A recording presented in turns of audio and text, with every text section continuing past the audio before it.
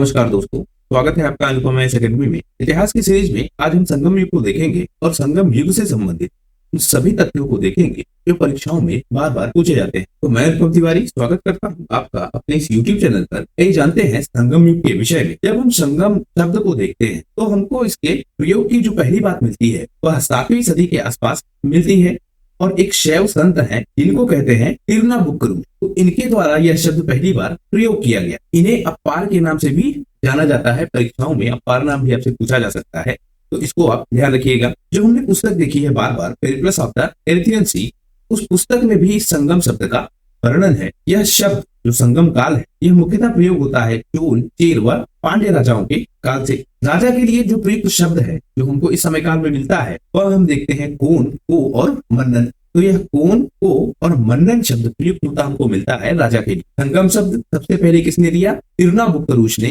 Periplus of the Erythraean सी में भी इसका वर्णन है और यह जो शब्द है इस्तेमाल किया जाता है चोल, चेर और पांड्य राजाओं के काल से संबंधित। कुल मिलाकर 3 संगम होते हैं जिनमें इन संगम ग्रंथों का निर्माण किया गया है। आपसे बार बार परीक्षाओं में यही पूछा जाता है कि कौन सा संगम किसके काल में हुआ, स्थल कौन सा था और अध्यक्ष कौन थे। तो आप 2-3 चीजें याद रखिए। एक, अध्यक्ष कौन है, दूसरा स्थान कौन सा है, क्योंकि संरक्षक आपको सब में पांड्य शासक ही मिलेंगे। तो जो पहला संगम है वह अगस्त्य ऋषि की अध्यक्षता में हुआ और मदुरा में यह संगम हुआ था।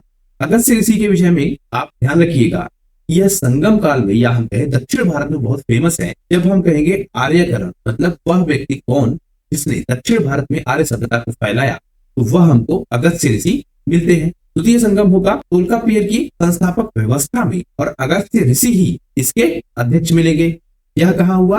कपाटपुरम, जिसे अलेवाई भी कहा जाता है। तृतीय अध्यक्ष इसके नकीरर और उत्तरी मथुरा में यह संगम हुआ था। तो इस तरह से ये 3 संगम हुए और इन 3 संगमों के जो ग्रंथ निकले इन्हीं को हम संगम साहित्य कहते हैं। मुख्यतः हमने देखा था कि जो आपका प्रथम और द्वितीय संगति हुई, इसके जो ग्रंथ हैं वह मूलतः हो गए हैं, लेकिन जो तीसरी संगति है या जो तीसरा संगम है इसी के ग्रंथों को हम मुख्यतः देख पाते हैं। संगम साहित्यों से हमको ज्ञात क्या होता है कि दक्षिण में जो आर्य सभ्यता है वह किस प्रकार से फैली, ऋषि अगस्त्य और कौंडिन्य इन लोगों ने किस प्रकार से योगदान दिया दक्षिण भारत में आर्य सभ्यता के फैलने में। इसीलिए अगस्त्य को दक्षिण भारत का आर्यकरण करने वाला कहा जाता है। मतलब जिसने दक्षिण भारत का आर्यकरण किया वह व्यक्ति अगस्त्य ऋषि को माना जाता है। 3 संगम हम देख लेते हैं जो आपके हुए 500 ईसा पूर्व से 500 ईस्वी तक। तो जो आपका प्रथम संगम है यह ऋषि अगस्त्य की अध्यक्षता में हुआ। देवताओं ने भी संगम में भाग लिया ऐसी मान्यता मानी जाती है। मदुरा नामक वह स्थान है जो वर्तमान में समुद्र में विलीन हो गया है। इसके जो प्रमुख संग्रह है उनमें हमको अकत्तियम, परिपठाल, मुदुनारे, कलरियाविले, तो यह 4 प्रमुख संग्रह इसके दिखते हैं। जो दूसरा संगम हुआ वह ऋषि अगस्त्य की अध्यक्षता में हुआ, कपाटपुरम नामक स्थान पर हुआ और इसके जो प्रमुख संग्रह है उसमें हमको अकत्तियम, तोलकपियम, मापुराणम, कली, कुकडू, वेल्लाडी, यातमाले यह प्रमुख ग्रंथ हैं जो दूसरी संगम में निर्मित हुए। फिर आता आपका तीसरा संगम जो होगा नकरीर की अध्यक्षता में और मदुरा में यह आयोजित होगा। इसके जो प्रमुख संग्रह हैं उसमें हमको नदुनथोके, कुरुनथोके, नागत्रैत, अनिकुरुनुरु, अदित्रुपांतु, लुतैम्बथु, परिपादल, कुत्तु, परी, परिसे और अंत में चित्रसे। तो यह प्रमुख संग्रह है जो तीसरे संगम में हमको मिलते हैं। इस वाले वीडियो में आप ध्यान रखेंगे कि आपको बहुत सारे तथ्य मिलेंगे जो परीक्षाओं में बार बार पूछे जाते हैं। तो एक तरह से यह तथ्यों का संग्रह है वीडियो जो परीक्षाओं में आपके लिए बहुत उपयोगी सिद्ध हो सकता है। तो 3 संगम हमने देख लिए, उनसे संबंधित जो प्रश्न परीक्षाओं में पूछे जाते हैं वो भी हमने देख लिए। एक पुस्तक आपको मिलती है तोलकापियम, यह बहुत फेमस पुस्तक है संगम साहित्य से। जब हम इस पुस्तक को देखते हैं तो यह द्वितीय संगम का एकमात्र अवशिष्ट है और तोलकापियर ऋषि द्वारा इसका निर्माण किया गया। तोलकापियर कौन था? अगस्त्य जो ऋषि थे इनके 12 शिष्य थे कुल। उन 12 शिष्यों में एक शिष्य थे तोलकापियर और इन्हीं के द्वारा यह तोलकापियम पुस्तक का वर्णन मिलता है। अब देखिए इस पुस्तक के विषय में क्या कहा जाता है कि जो तोलकापियम पुस्तक है इसको तोलकापियर ने एक्सप्लेन किया, मतलब इन्होंने बताया। लिखा किसी और ने है, तो लिखा किसने है अगर हम उसको देखें तो एलंगो आर्टिकल नामक व्यक्ति मिलता है जो इसका लेखक है। तो प्रणयकर्ता कौन है या प्रणयनकर्ता कौन है? तोलकापियर। लिखा किसने है? एलंगो आर्टिकल ने। और जो यह आर्टिकल है यह चोल नरेश जो करिकाल है उनका पौत्र है। करिकाल को हम देखेंगे, बहुत फेमस राजा है यह दक्षिण भारत के संदर्भ में। यह जो पुस्तक है यह तमिल व्याकरण की बहुत फेमस पुस्तक है और अलंकार शास्त्र की भी यह पुस्तक है। इसमें जो रचनाएं है, तोलकाप्पियम में जो रचनाएं है वह सूत्र शैली में की गई है, मतलब सूत्रों के माध्यम से व्याकरण को परिभाषित किया गया है या व्याकरण शास्त्र के विषय में बताया गया है। इसी पुस्तक में हमको 8 प्रकार के विवाहों का उल्लेख भी मिलता है। एक पुस्तक आप और देखेंगे, सिलप्पाधिकारम, यह भी बहुत फेमस है और इसमें एक कहानी के माध्यम से कन्नगी के विषय में बताया गया है। आप इस कहानी को समझिए। एक धनाढ़ व्यापारी होता है कोवलन, इसकी एक पत्नी होती है कन्नगी। यह दोनों सुख से जीवन जी रहे होते हैं, लेकिन यह कोवलन एक दूसरी स्त्री के प्रेम में पड़ जाता है और अपना सारा धन उस स्त्री पे लुटा देता है। फिर क्या होता है, ये जो कोवलन है यह गरीब हो जाता है और गरीब होने के बाद यह पुनः अपनी पत्नी कन्नगी के पास वापस आ जाता है। जब इसके पास धन था तो अपने धन को लुटाने के लिए और जो दूसरी स्त्री है उसके प्रेम में पड़कर ये वहां चला जाता है उस दूसरी स्त्री के पास। फिर ये वापस आता है तब जब इसका सारा धन समाप्त हो जाता है इसके पास, कन्नगी के पास, मतलब अपनी पत्नी के पास। अब ये दोनों क्योंकि गरीब हो गए हैं तो यह अपने क्षेत्र को छोड़ देते हैं और एक दूसरे देश में जाके फिर से जीवन प्रारंभ करना चाहते हैं, क्योंकि इनके पास धन नहीं है। ये जो आपका सिलप्पा शब्द है ये आप ध्यान रखिए, इसका मतलब होता है पायल। यह पूरी कहानी इसी से जुड़ी है। तो क्या होता है, ये दूसरे क्षेत्र में जाकर बसना चाहते हैं और वहां पे फिर से अपना जीवन प्रारंभ करना चाहते हैं। अब जो आपका ये कोवलन है, व्यापारी है, इसके पास अब धन तो है नहीं और इसकी जो पत्नी है कन्नगी वह क्या करती है, अपनी पायल दे देती है इस कोवलन को कि जाइए इसको बाजार में बेच दीजिए, इससे जो भी धन मिलेगा हम उससे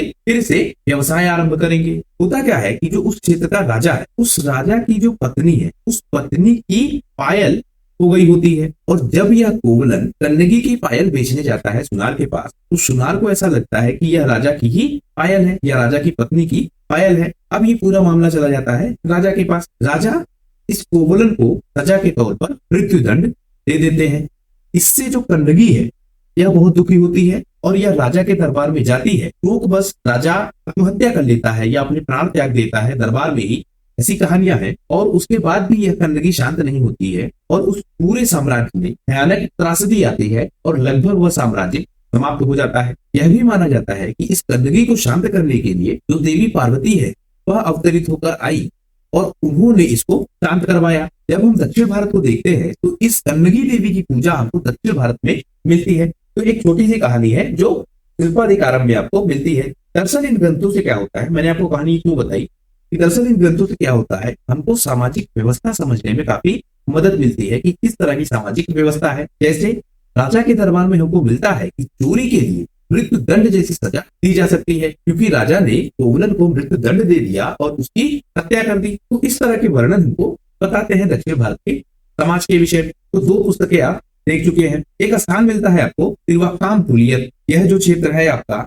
यह दरअसल संगम स्थल है जहां पर चेल, चोर और पांड्य साम्राज्य आपस में मिलते हैं। जब हम देखेंगे दक्षिण भारत का इतिहास, उस समय हम एक डेडिकेटेड सीरीज के साथ आएंगे तो दक्षिण भारत के इतिहास को बहुत डिटेल से बताई, क्योंकि जब आप चेर, चोल और पांड्य राजाओं को देखते हैं तो इनमें आपसी प्रतिस्पर्धा भी आपको मिलती है, युद्ध होते हैं और जो सामाजिक व्यवस्था है दक्षिण भारत की वह एक अलग पूरा कल्चर ही है। तो बहुत डिटेल में हमको उसको समझना पड़ेगा, इसलिए दक्षिण भारत के इतिहास पर एक डेडिकेटेड पूरी सीरीज मिलेगी आपको, लगभग 60-70 वीडियो की।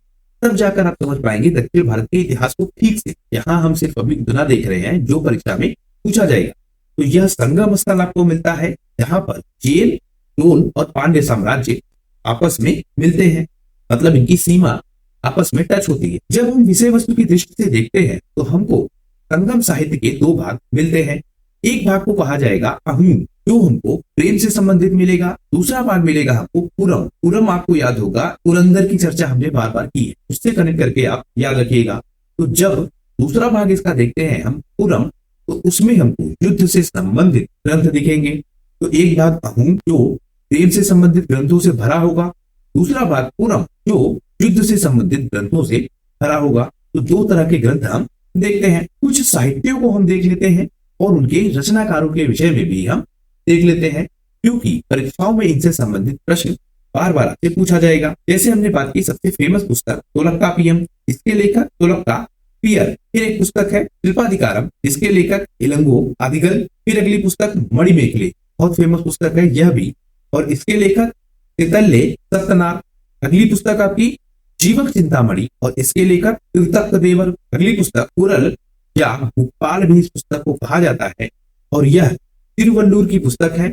इसी पुस्तक को तमिल साहित्य का बाइबिल और लघु वेद माना जाता है। तो जो आपकी ये कुरल पुस्तक है या भूपाल पुस्तक है, इसको बाइबिल और लघु वेद के समान माना जाता है दक्षिण भारत के या तमिल साहित्य के इतिहास। तो इन पुस्तकों को आप देख लीजिए, ये 5 पुस्तकें सबसे इंपॉर्टेंट है, सबसे ज्यादा प्रश्न और सबसे रिपीटेड प्रश्न इन्हीं 5 पुस्तकों से आते हैं। अगली कुछ पुस्तकें भी हम देख लेते हैं, इससे संबंधित प्रश्न कभी कभी आए, मतलब कम प्रश्न। तो उनमें हम तिलक कुरल को देखते हैं, जो तमिल भाषा में रचित काव्य रचना है और इसके जो रचयिता है वो तिरुवल्लुवर मिलते हैं। यह नीति शास्त्र की पुस्तक है। फिर हमको मिलेगा पुतुप्पातु, यह पुस्तक 10 गीतों का संग्रह है। अगली पुस्तक परित्रप्पातु, यह पुस्तक जो चेर शासक उनके शौर्य के विषय में बताते हैं।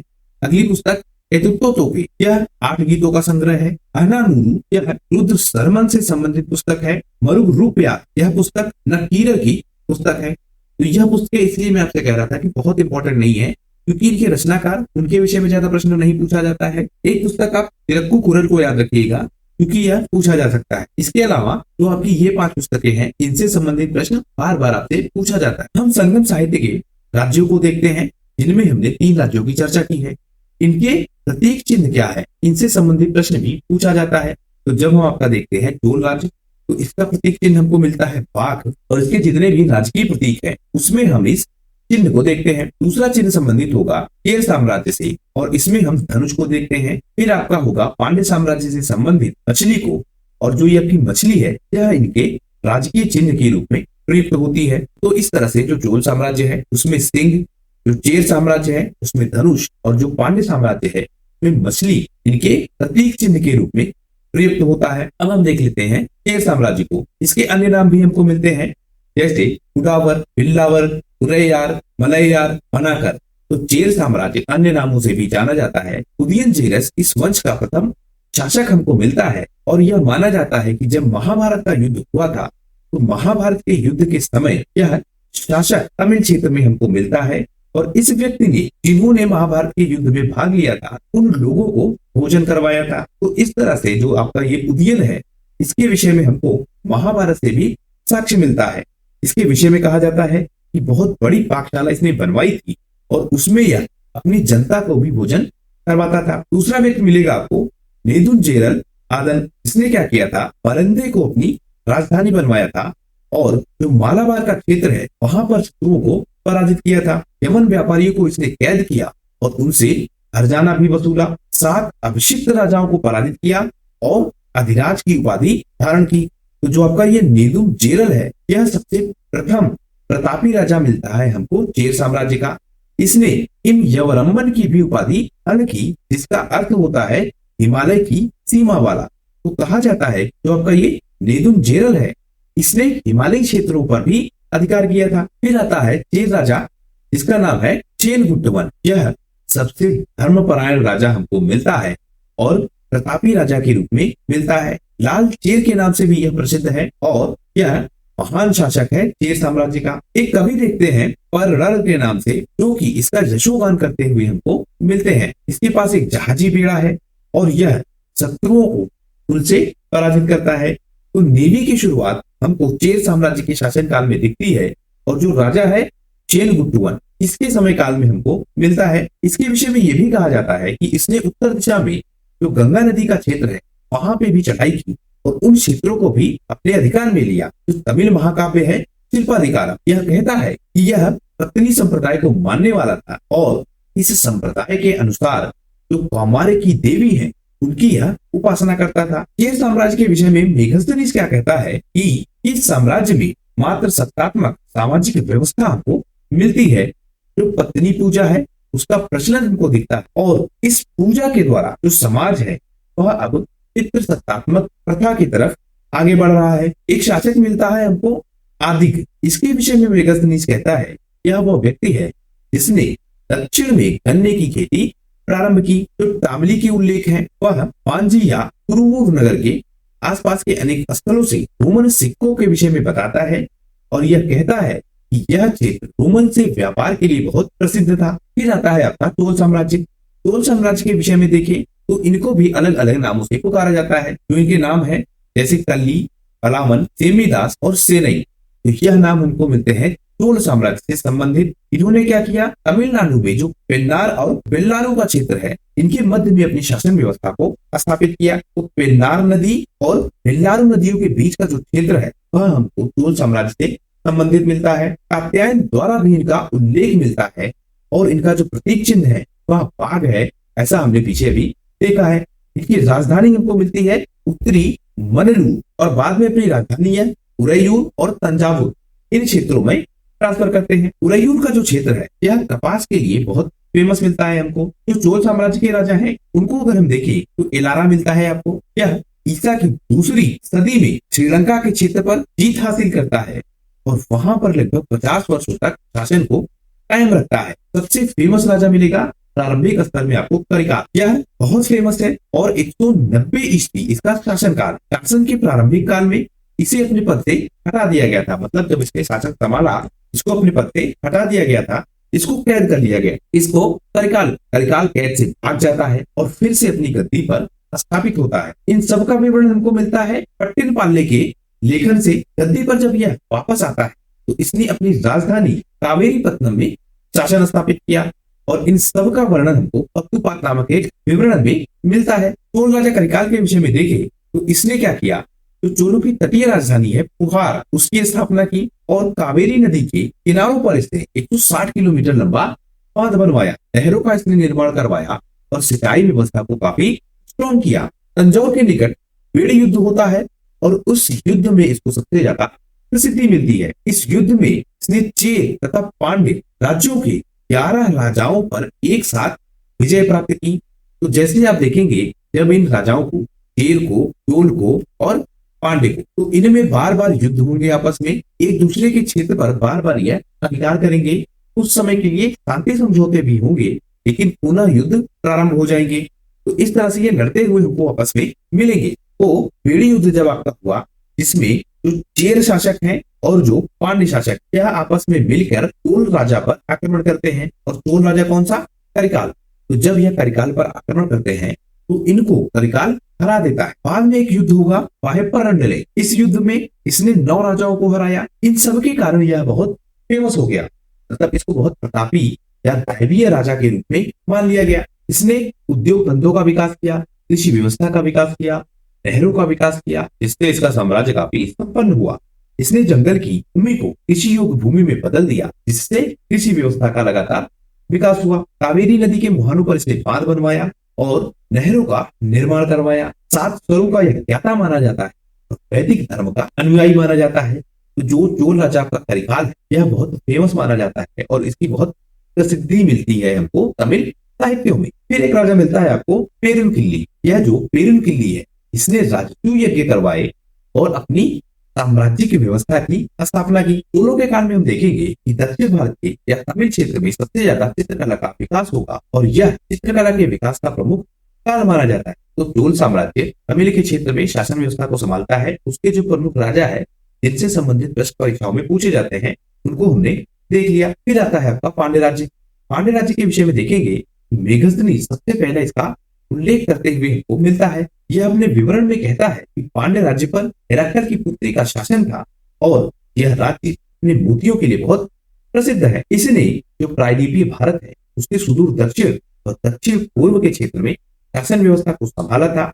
इनकी राजधानी मदुरै हमको मिलती है और इनका जो प्रतीक चिन्ह है कार्प नामक मछली हमको मिलती है। प्रमुख पांड्य राजा हम देख लेते हैं तो इनमें हमको निडियोन मिलता है। इस निडियोन के विषय में कहा जाता है कि इसने पहरूली नामक नदी को अस्तित्व प्रदान किया और समुद्र पूजा की जो परंपरा है उसका भी प्रारंभ किया। फिर एक राजा मिलता है हमको पलचालई मुदकुडुमी। यह हमको पांड्य साम्राज्य का सबसे प्रतापी राजा मिलता है। जब हम आपका देखते हैं वेलविकुडी अनपत तो उनके अनुसार यह ऐतिहासिक राजा है पांड्य वंश का। विचित्र राजाओं के प्रति यह कठोर नीति को अपनाता है और वैदिक यज्ञों का भी अनुष्ठान करता है। इसको पलशाले अर्थात यज्ञशालाओं की स्थापना करने वाला और महेश्वर की उपाधि भी दी जाती है। फिर हम देखते हैं पांड्य राजा नेडुजेलियन को। इसका शासनकाल 210 ईस्वी हमको मिलता है और सबसे विख्यात राजा के रूप में यह जाना जाता है पांड्य साम्राज्य में। इसकी प्रसिद्धि हमको मिलती है तलैया लगानम युद्ध से और शिल्पाधिकारम में भी इस युद्ध का उल्लेख मिलता है। एक विजेता के साथ यह कुशल कवि और कवियों का संरक्षक और महान राजा के रूप में जाना जाता है। जो रोमन साम्राज्य है, उस रोमन साम्राज्य में जो रोम के सम्राट है अगस्टस, उनके दरबार में यह अपने राजदूत को भेजता है, क्योंकि जैसे हमने पिछले वीडियो में देखा है दक्षिण भारत के क्षेत्र को, वहां पर रोम से जो व्यापार है वह तेजी से बढ़ रहा था और रोम के व्यापार को और सुगम बनाने के लिए अपने क्षेत्र में रोम के व्यापार का विकास करने के लिए यह जो राजा है नेडुजिलियन, यह अगस्टस के दरबार में अपने राजदूत को भेजता है। यह विवरण हमको मिलता है। करिकाल से इसकी तुलना की जाती है, क्योंकि शिल्पाधिकारम जब हम देखते हैं तो जैसे हमने आपको कहानी पूरी समझाई कि कैसे निर्दोष कोवलन को मृत्यु दंड दे दिया जाता है, तो यही वो राजा है नेडुजिलियन जो अपने न्याय के लिए बहुत फेमस होता है और मृत्यु दंड दे देता है कोवलन को गलती से। बाद में यह खुद भी आत्महत्या कर लेता है। जब एक रचना देखते हैं बाकी मदुरै कांची, तो इस मदुरै कांची रचना में यह दिखाया गया है कि कैसे नेडुजिलियन ने अपने कुशल नेतृत्व के बल पर मदुरा के क्षेत्र में पांड्य साम्राज्य को संभाला था, जो पांड्यों की प्रथम राजधानी है कोरकाई। इसी को बाद में कहां पर मदुरा के क्षेत्र में ट्रांसफर कर दिया गया था। तो मदुरा का विकास या मुद्रा का विकास जिस तरह से नेडुजिलियन ने किया, उसके विषय में इस मदुरै कांची पुस्तक में हमको विवरण मिलता है। तो इस तरह से हमने पांड्य साम्राज्य के सबसे प्रमुख राजाओं को देख लिया जिनसे संबंधित प्रश्न बार बार परीक्षाओं में पूछे जाते हैं। आशा करता हूं यह वीडियो आपको पसंद आया होगा और आपकी परीक्षा के लिए उपयोगी सिद्ध होगा। अगर आपको वीडियो यह पसंद आया हो प्लीज शेयर कीजिए ज्यादा से ज्यादा लोगों तक और सब्सक्राइब कीजिए इस चैनल को। आपका हमसे जुड़ने के लिए बहुत बहुत धन्यवाद। आपका दिन शुभ हो।